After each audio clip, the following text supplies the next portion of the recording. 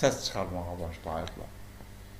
Yəni, parlamentdə mürgü vurub mürgüləyən və hətta dövlət başçısının çıxışı zamanı mürgüləyən deputatlar kazino gələndə şükürlər olsun ki, ayılıblar. Əslində, ayıq olmaq məncə yatmaqdan daha yaxşıdır. Çünki ayıq olanda daha çox buyurursan. Onsuz da öldükdən sonra ömrünüzün axırına qədər yatasınız da bədbəxtlər. Nə imkan varsa gün dağıdır bu məmləkət. Talayın bu məmləkəti.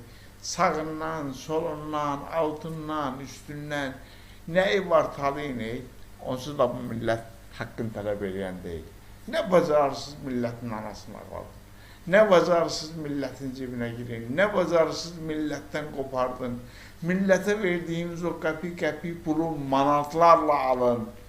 Millətin o verdiyiniz öz kassanızdan, yəni öz büdcənizdən. Çünki bizim büdcə deyəndə millət elə bilir ki, o bizimdir. Xeyr, o bunların büdcəsidir, hakimiyyətin büdcəsidir. Oradan bizə verdiyin də bizdən manatla almalıdır. Bəli. Heç kim mənim sözümə şübhə ilə yanaşmaz.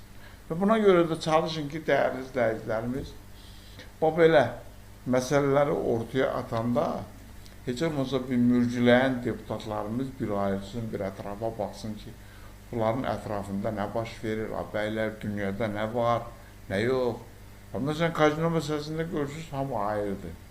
Və elə bu söhbət Milli Məclisdən, yəni Milli Mürgü Məclisindən gedirsə, Milli Ətimin vəkillərindən biri olan Sabir Rüstəm xanımın da bir mətbuat orqanına verdiyi ifadələrdən bir qırığını sizlərlə bölüşəcəm. Təbii ki, bunu biz, yəni o elmi dildə də bir parçasını da deyə bilərik, amma mən rayon adamıyam, birisi kəndçi adamım, elə bir qırığını paylaşsam, bu kifayətdir. Və həmin qırıqda jurnalistin suallarına cavab verən, yəni həmkarımızın suallarına cavablandıran Sabir Rüstəm xanım qanun layihələri ilə bağlı fikir bildirir. Orada birbaşa deyir ki, hansı qanun layihəsinin müzakirəsindən söhbət edir. 5 parmağını qaldırmadığımız 5 parmağın 5'ini də bir gözümüzdən soxub o biri gözümüzdən çıxararlar.